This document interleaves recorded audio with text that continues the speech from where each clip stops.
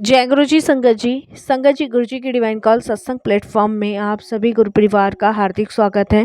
शुक्राना गुरु जी महाराज का कि उन्होंने ये सेवा मुझे दी कि मैं आप सभी गुरु परिवार के समीप आके गुरु जी के कल्याण महिमा अनुभव का वर्णन कर पा रही हूँ। अनंतम शुक्राना मेरे गुरु जी महाराज का। संगत जी, सत्संग सुनना मतलब सिर्फ कहानी सुनना नहीं है, ये वो आईना है जिसमें हम अपनी ही जिंदगी को देख पाते हैं। आज का सत्संग बहुत अलग है। इसमें दर्द भी है, धोखा भी है, परिवार की बेरुखी भी है और गुरुजी का करिश्मा भी है।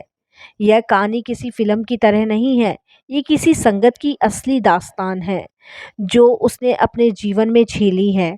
और जब आप इसे सुनेंगे तो आपको लगेगा ये तो हमारी ज़िंदगी की ही बात है।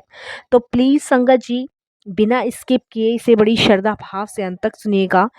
और अगर आप भी अपने सत्संग अनुभव शेयर करना चाहते हैं तो हिंदी में साफ राइटिंग में आप अपना सत्संग लिखकर हमारी जीमेल आईडी पर सेंड कर सकते हैं, ताकि आपके द्वारा सुनाए गए सत्संग से जो भी गुरुजी महाराज की नई जुड़ने वाली संगत होगी उन्हें गुरुजी के कल्याण महिमा अनुभव के बारे में ज़्यादा से ज़्यादा पता चलेगा।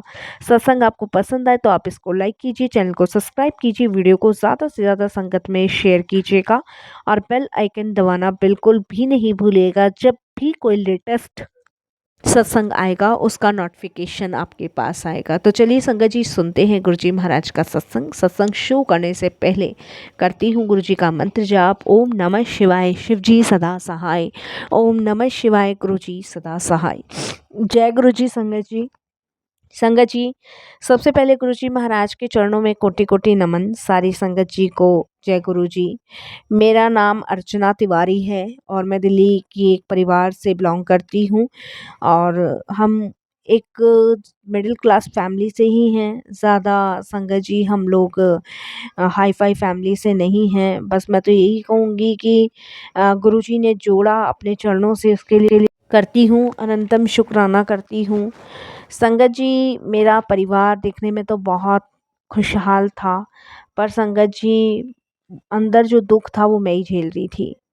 बड़ा घर, दुकान, बच्चे में पढ़ाई, अच्छे सब कुछ सही चल रहा था, लेकिन अंदर सब टूटा हुआ था। संगत जी, वो कहते हैं ना, दिखने वाली चीज़ हमेशा खरा सोना ही नहीं होती। जब अंदर उसके झांको तब पता चलेगा कि उसमें कितनी मिलावट है। संगत जी, मेरे हस्बैंड का एक छोटा सा व्यापार था दिल्ली में ही, लक्ष्मी नगर में, जो कि लगातार घाटे में जा रहा था। कर्जा इतना बढ़ गया था कि लोग घर पे आके गालियां देते थे, पैसे मांगते थे। और संगत जी, मैं रोज घर पे रहकर ताने सुनती थी। संगत जी, कि तेरे बाप ने तुझे दिया क्या है, तू अपने घर से लेकर क्या आई है, तेरे कारण ही सब कुछ हो रहा है। ये सब कुछ मुझे सुनने को मिलता था। बेटे की पढ़ाई बिगड़ने लगी और वो गलत संगत में पड़ गया।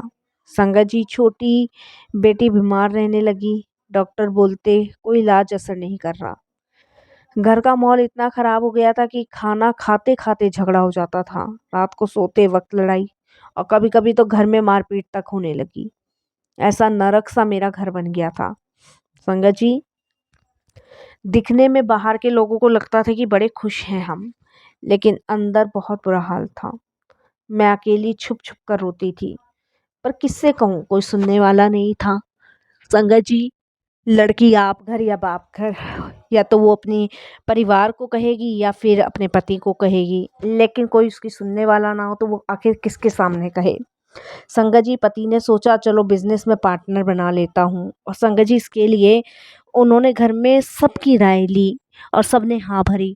लेकिन संगत जी, मेरे मन में बिल्कुल भी नहीं थी। मैंने उस समय भी उनको रोका, इस बात पे भी उन्होंने उस दिन मुझे बहुत मारा संगत जी। और उन्होंने यही कहा कि ये बिजनेस क्या तू अपने बाप के घर से लेकर आई है, तू होती कौन है मेरे काम में दखल अंदाजी करने वाली। संगत जी, मैं उस समय भी अपने मुंह को शांत करके बैठ गई। उनका एक दोस्त था जिस पे उन्होंने भरोसा किया, हद से ज़्यादा किया, और जो भी सेविंग्स थी संगत जी, लाखों रुपए की सेविंग्स उस पे लगा दी। लेकिन वही दोस्त पैसा लेके भाग गया। अब सिर्फ कर्जा नहीं, धोखे का दर्द भी था। रिश्तेदारों ने भी मुंह फेर लिया, हमें मत घसीटो, हमसे मत मांगो। सबने यही कहना शुरू कर दिया, हमें फ़ोन करने की ज़रूरत नहीं है, हमसे कुछ कहने की ज़रूरत नहीं है। घर वालों ने मुंह फेरना शुरू कर दिया। घर वाले जो कभी गर्व करते थे मेरे हस्बैंड पे, आज वही संगत जी मेरे हस्बैंड को भी सुनाने लग गए। हमारा बेटा बिजनेसमैन है। अब कहने लगे, हमें तो खड़े खड़े ही इसने मार दिया, हमें तो शर्म आती है इसे अपना बेटा कहने में भी। घर वाले भी संगत जी जब हस्बैंड को ताना देने लगे, इस समय मैं यही सोचती थी कि भगवान अब क्या होगा। मेरी बेटी का इलाज भी चल रहा था संगत जी, क्या करूं क्या नहीं करूं, बेटा बर्बाद हो चुका है, बेटी का इलाज रुक चुका है और मेरे पति को कहीं से भी कोई मदद की उम्मीद नज़र नहीं आ रही किसी से भी। जब मेरे हस्बैंड कमा के दे रहे थे तो सब उनके साथ थे, लेकिन जैसे ही संगत जी उनका बिजनेस डूबने लगा, सब ने उन्हें ताने मारने शुरू कर दिए, सब ने कुछ ना कुछ बोलना शुरू कर दिया। संगत जी मैं बहुत दुखी थी, परेशान थी। इधर संगत जी मेरी बेटी का इलाज रुका हुआ था। एक दिन संगत जी एक अजीब अचानक सी औरत मुझे बाजार में मिल गई। उसने बिना वजह कहा मुझे कि तुम बहुत दुखी लग रही हो, चलो गुरुजी के दरबार चलो, सब ठीक हो जाएगा। मैं संगत जी बड़ी हैरान हो गई क्योंकि मैं उस औरत को जानती नहीं थी और उसको कैसे पता मैं दुखी हूँ। उसने अचानक से पूछना चाहा कि क्या तुम मुझे जानती हो? मैं इससे पहले बोलती, संगत जी उसने मुझे फिर गुरुजी के पास चलने को कहा। मैंने उससे पूछा कि गुरुजी कौन? लेकिन वो औरत भीड़ में गायब हो गई। पता नहीं कहाँ चली गई, मुझे दिखी नहीं। संगत जी अगले दिन पड़ोस की एक आंटी से मैंने पूछा, क्या आप किसी गुरुजी को जानते हो? तो आंटी बोली, हाँ बड़े मंदिर में छतरपुर में एक गुरुजी हैं और बड़ी महिमा है उनकी यहाँ पे। जो भी वहाँ जाता है उनके सारे कष्ट दुख बीमारियां दूर हो जाती है, चाहे कोई भी परेशानी हो। मैंने उन्हें कहा कि आंटी मुझे एक औरत मिली थी बाजार में, बड़ी भिन्न सी वो लग रही थी, अलग अलग सी लग रही थी, लेकिन उसने मुझे कहा कि तुम बहुत दुखी हो, चलो गुरुजी के पास चलती हैं। संगत जी मैं बड़ी हैरान होकर उन आंटी को ये बात बताई कि वो हैरान होकर सुन रही थी। उन्होंने कहा कि ये तो शायद तुम्हारा बुलावा है गुरुजी की तरफ से। तब संगत जी उन्होंने कहा, तुम चलो गुरुजी के बड़े मंदिर। संगत जी वो मुझे गुरुजी के बड़े मंदिर ले गई और आप यकीन नहीं करोगे, उस दिन से ही मेरी ज़िंदगी में बदलाव आने शुरू हुए। जब वो बड़े मंदिर मुझे लेके पहुंची तो पहली बार मैंने वहाँ शांति और सुकून महसूस किया। दिव्यता ने मुझे जैसे अंदर तक से छू लिया हो। मैं संगत में बैठने ही लगी जैसे किसी ने मेरे सारे बोझ कंधे से उतार लिए हों। संगत जी जब लंगर करने का समय आया और मैं लंगर करने बैठी तो मेरी आंखों से आंसू निकलना शुरू हो गए।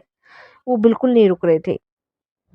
जब संगत जी मैंने गुरुजी का स्वरूप देखा तो मुझे लगा जैसे उन्होंने बिना बोले सब कुछ कह दिया कि बेटा डर मत, सब ठीक हो जाएगा। उस दिन पहली बार कई महीनों बाद संगत जी मुझे चैन की नींद आई, सुकून की नींद आई। संगत जी ऐसा लगा जैसे कि मेरी भी कोई सुनने वाला है। नहीं तो संगत जी मुझे हमेशा ऐसा ही लगता था कि मैं अपना दर्द, अपनी परेशानी किसे सुनाऊं, किसे बताऊं कि मैं कितनी परेशानी में गुजर रही हूँ, कितने परेशानी को झेल रही हूँ। संगत जी आप समझ सकते हैं, जब आपका साथ देने वाला कोई ना हो ना, जिसके भरोसे आप हो, वो भी आपका साथ छोड़ दे तो उस समय समझ सकते हो कि क्या बीत सकती है। मेरी बेटी की तबीयत बहुत ज़्यादा ख़राब थी और संगत जी किसको कहूँ किसको नहीं कहूँ, कोई सुनने वाला नहीं। संगत जी बहुत परेशानी का सामना उस समय मैं कर रही थी। संगत जी सबने मुंह फेर लिया था और मैंने संगत जी गुरुजी के दरबार में गुरुजी का सहारा ढूंढ लिया था। मैंने गुरुजी के दरबार जाना शुरू किया, अरदासें लगानी शुरू की, मैंने अमृत वेला उठना शुरू किया। संगत जी देखिए, कुछ ही दिनों में मेरी बेटी की तबीयत में सुधार आने लगा। डॉक्टर्स ने कहा ये तो बहुत बड़ा चमत्कार है, जो दवा असर नहीं कर रही थी अब बच्ची ठीक होती नज़र आ रही है। संगत जी मैं जानती थी गुरुजी की कृपा से है। बेटा तो गलत रास्ते पे जा ही रहा था संगत जी, वो भी अचानक बदलने लगा। वो खुद माँ से, संगत जी अपनी दादी माँ से कहने लगा कि पता नहीं मुझे आजकल किसी बाबा के सपने आने लगे हैं। जब मैंने ये बात सुनी तो मैं समझ गई थी कि गुरुजी उसको दर्शन दे रहे हैं, शायद गुरुजी ने अब उसका कल्याण करना है। संगत जी धीरे धीरे उसको गुरुजी ने अपने चरणों से लगा लिया। हस्बैंड का बिजनेस डूब रहा था, वो धीरे धीरे संभलने लगा। जिन लोगों ने धोखा दिया था वो खुद बर्बाद हो गए। जिन रिश्तेदारों ने मुंह फेरा था वो आज खुद मदद मांग रहे हैं। संगत जी, एक दिन सपने में गुरुजी आए और बोले, संगत दी दुख दर्द कदे खत्म नहीं होने, पर डरना नहीं है, मैं खड़ा हाँ। संगत जी, इस वचन ने उस ताकत को मुझे इतना मजबूत बना दिया था ना, उस शब्दों में गुरुजी के, कि मैं अपने आप में बहुत निडर महसूस कर रही थी और मुझे लग रहा था कि अब मुझे डरना नहीं है, गुरुजी मेरे साथ हैं। मैं वही औरत हूँ जो रोज रोया करती थी। मेरे सब्र का बांध टूट चुका था, लेकिन गुरुजी के आने से घर में सुख शांति आने लगी। संगत जी, ये सत्संग हमें सिर्फ यही सिखाता है कि चाहे ज़िंदगी कितनी भी अंधेरों में क्यों ना हो, अगर हम गुरुजी का दर थाम ले तो राह ज़रूर निकलती है। आज मैं वही इंसान हूँ जो कभी अकेले अंधेरे में रोती थी, अब दूसरों को उम्मीद देती हूँ। दूसरों को यही कहती हूँ कि अगर कोई परेशानी है तो गुरुजी के दरबार जाओ, वहीं पे तुम्हें हमेशा सुख शांति और उम्मीद की किरण मिलेगी। ज़िंदगी मुश्किल नहीं, गुरु बिना मुश्किल है। संगत जी, अगर हम गुरु के बिना ज़िंदगी को जिएंगे तो बहुत मुश्किल है, लेकिन अगर गुरु जी जीवन में नहीं होंगे तो बहुत मुश्किल है। संगत जी, आज बस मैं यही अरदास करूँगी कि गुरु जी ऐसे ही अपने चरण कमले से जोड़े रखना। संगत जी, ज़िंदगी में है ही क्या, दुख दर्द परेशानी बीमारी, यही तो हमारे जीवन में है और इसका सबसे बड़ा जो फल मिलता है वो हमारे कर्मों के हिसाब से मिलता है। अगर हमारे कर्म माड़े हैं तो यकीनन संगत जी की हम हर एक दुख को, हर एक परेशानी को झेल पाएंगे। यकीनन संगत जी, विश्वास कीजिए, हमारे जीवन में जो भी दुख परेशानी आए वो गुरुजी सदैव ख़त्म कीजिएगा, सदैव अपने चरणों से लगाए रखिएगा। यही आपसे अरदास, यही आपसे उम्मीद है। गुरुजी सर्वदा भला कीजिएगा, पूरे विश्व का कल्याण कीजिएगा, सबको अपनी सेवा सिमरन भक्ति की दात दीजिएगा। बस संगत जी, मैं इस सत्संग को यहीं विराम दूंगी गुरुजी के मंत्र जाप से, यही कहूँगी कि गुरुजी सदैव ऐसी अपनी कृपा दृष्टि बनाए रखिएगा, सबको ब्लेस कीजिएगा। ओम नमः शिवाय। शिव जी सदा सहाय। ओम नमः शिवाय। गुरु जी सदा सहाय। जय गुरु जी। शुक्राना गुरु जी।